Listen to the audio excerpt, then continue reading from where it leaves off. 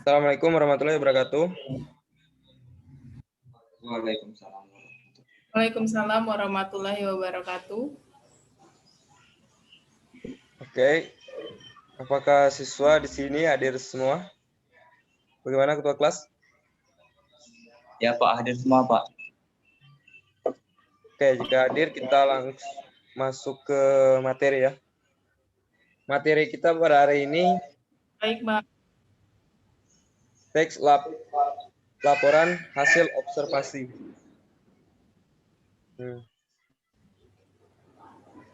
Bapak jelaskan dulu ya sebentar. Kamu tolong simak, nanti Bapak kasih pertanyaan ke kalian. Ini Pak. Oke, Baik, Mbak. tolong simak ya. Yang pertama itu pengertian teks hasil observasi. Teks laporan hasil observasi, berita atau informasi yang dibuat berdasarkan pengamatan. Penyataan bahwa teks laporan hasil observasi mengemukakan fakta-fakta yang diperoleh dari hasil pengamatan, bukan hasil imajinasi. Hal ini menggagaskan bahwa yang ditungkapkan dengan laporan hasil observasi adalah sesuatu yang terjadi. Nah, itu pengertian hasil observasi. Nah, ini observasi ini ada juga sifatnya. Ada 3 sifat. Yang pertama bersifat informatif, yang kedua bersifat komunikatif, dan yang terakhir bersifat objektif. Nah, di sini ada juga fungsi teks laporan hasil observasi.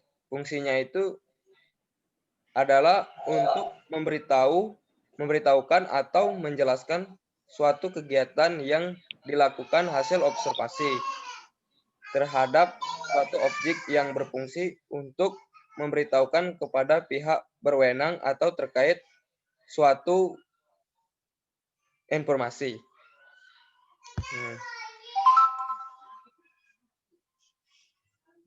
Lalu di sini ada juga tujuan teks laporan hasil observasi.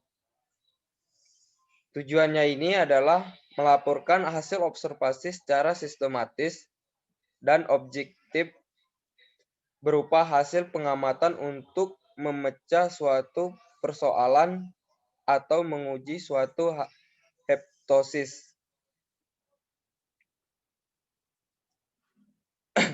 Meci, tolong lanjutkan yang tujuan teks laporan hasil observasi. Baik, Pak. Oke. Struktur teks laporan hasil observasi. Setiap teks pasti memiliki struktur dan unsur pembangun. Demikian pula dengan teks laporan hasil observasi. Teks laporan hasil observasi disusun dengan struktur. Pernyataan umum atau klasifikasi. Pernyataan umum berisi pembuka atau pengantar hal yang akan disampaikan. Deskripsi bagian. Bagian ini berisi hal umum tentang objek yang akan dikaji, menjelaskan secara garis besar pemahaman tentang hal tersebut. Penjelasan detail mengenai objek atau bagian-bagiannya terdapat pada deskripsi bagian. Deskripsi manfaat. Deskripsi manfaat menunjukkan bahwa setiap objek yang diamati memiliki manfaat atau fungsi dalam kehidupan.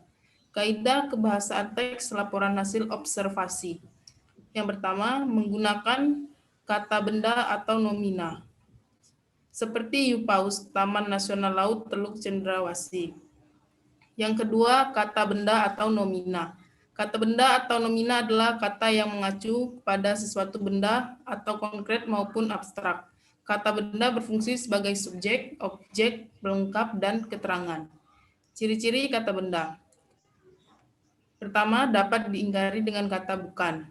Yang kedua, dapat diikuti dengan gabungan kata yang plus KS atau kata sifat atau yang sangat kata sifat. Yang ketiga, frasa verbal. Frasa kerja atau frasa verbal adalah frasa yang distribusinya sama dengan kata kerja atau verba. Yang keempat, frasa nomina. Frasa benda atau frasa nomina adalah frasa yang distribusinya sama dengan kata benda. Unsur pusat frasa benda yaitu kata benda. Yang kelima, berbagai istilah atau kata yang umum.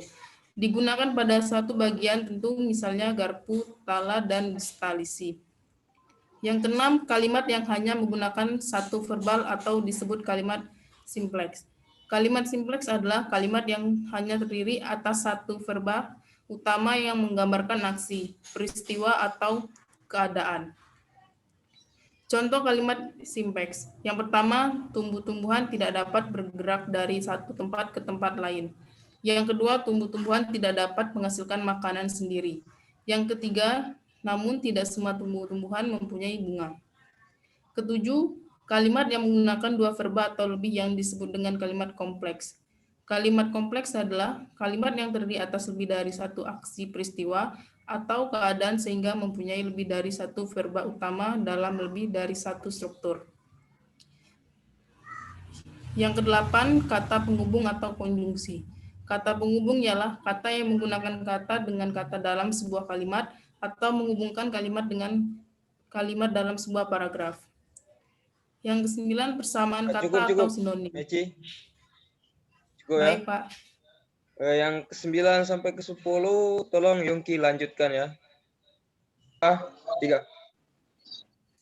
Baik Pak, saya akan melanjutkan. Yang ke-10, lawan kata atau antonim. Antonim adalah kata-kata yang memiliki pertalian makna bertentangan secara penuh atau secara sebagian dalam berbagai urutan kata.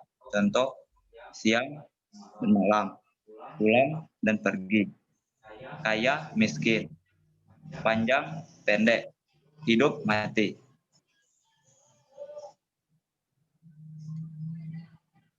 Kemudian yang ke-10, salah Pak. Kemudian yang ke-10, persamaan kata atau sinonim. Sinonim adalah pertalian dua kata atau lebih yang memiliki makna sama atau hampir sama. Suatu kata bersinonim dengan kata lainnya apabila dalam kalimat yang sama. Kata-kata tersebut dapat saling menggantikan atau kata-kata yang memiliki kesamaan arti secara struktural atau leksikal dalam beberapa urutan kata-kata sehingga memiliki daya tukar. Contoh, ciri-ciri sama dengan tanda, benar sama dengan betul, agar sama dengan supaya, rajin sama dengan giat, hemat sama dengan irit. Baik Pak, selesai Pak. Oke, kalau selesai, apakah kalian sudah paham yang kalian baca tadi? Kalau tidak, kau bilang Bean. Apakah sudah paham yang tadi, yang kalian baca tadi? Sudah, Pak. Paham Pak. Oke, kalau sudah paham semua, Bapak kasih pertanyaan ya. Siapa yang tahu sifat informatif? Silakan tunjuk tangan. Saya, Pak. Oke, Saya. Meci, tolong jelaskan. Sifat informatif yang saya ketahui adalah segala sesuatu yang bersifat memberi informasi atau menerangkan. Itu saja, Pak. Oke. Ya, memang betul itu, Pak.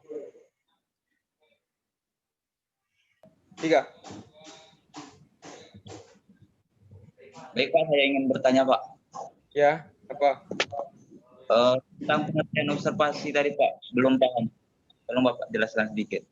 Oke. Observasi itu adalah berita atau informasi yang dibuat berdasarkan pengamatan. Menurut Kokasi, menyatakan bahwa teks laporan hasil observasi mengemukakan fakta-fakta yang diperoleh dari hasil pengamatan, bukan hasil imajinasi. Hal ini menegaskan bahwa yang diungkapkan dalam laporan hasil observasi adalah sesuatu yang terjadi. Nah, apakah Yongki bisa memahaminya? Oh, baik Pak, paham Pak, paham. Nah, Terima kasih Pak. oke. Apakah ada lagi yang ingin bertanya yang masih belum paham tentang observasi tadi? Saya, Pak, saya masih belum paham tentang, Ya, saya ingin bertanya tentang fungsi teks laporan hasil observasi. Saya belum jelas, Pak, itu seperti apa. oh, ya oke. Fungsi teks laporan hasil observasi itu yang dimaksud adalah untuk memberitahukan atau menjelaskan suatu kegiatan yang dilakukan. Hasil observasi terhadap suatu objek juga dapat berfungsi untuk memberitahukan kepada pihak berwenang atau terkait suatu informasi. Selanjutnya, informasi tersebut dapat dijadikan sebagai dasar penyusunan kebijakan. Contohnya adalah teks laporan hasil observasi kerusakan lingkungan. Selain itu, banyak juga teks laporan hasil observasi yang dapat dijadikan bahwa informasi untuk berbagai kepentingan. Teks laporan hasil observasi secara umum juga berfungsi sebagai ajat mendokumentasikan suatu objek atau suatu kegiatan. Nah, bagaimana Meci? Sudah paham? Baik, Pak, terima kasih sudah paham. Oke, kalau sudah paham, Bapak kasih ini ya, Bapak kasih tugas untuk di rumah untuk pertemuan minggu depan.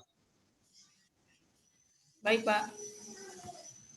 Baik Pak. Tolong dicatat ya, Bapak diktekan saja. Iya, Pak. Oke. Baik. Oke, mulai. Soal yang pertama. Buatlah tujuan teks. Tujuan teks. Hasil laporan observasi.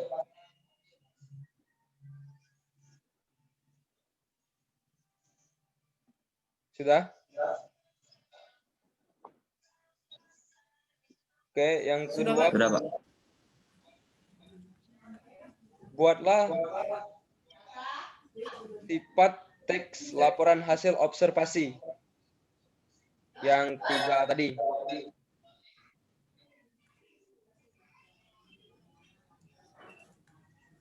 Saya Pak.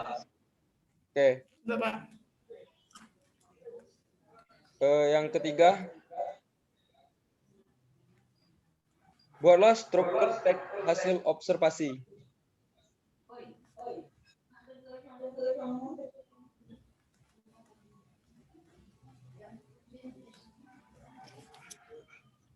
Sudah? Sudah, Pak. Ada berapa soal tadi? 3, Pak. Oke. Sudah Pak. Bapak rasa batas ini dulu ya penyampaian materi kita pada hari ini. Minggu depan kita lanjutkan lagi. Baik, Pak. Terima kasih. Oke. Oke, saya akhiri. Wassalamualaikum warahmatullahi wabarakatuh. Waalaikumsalam warahmatullahi wabarakatuh. Oke.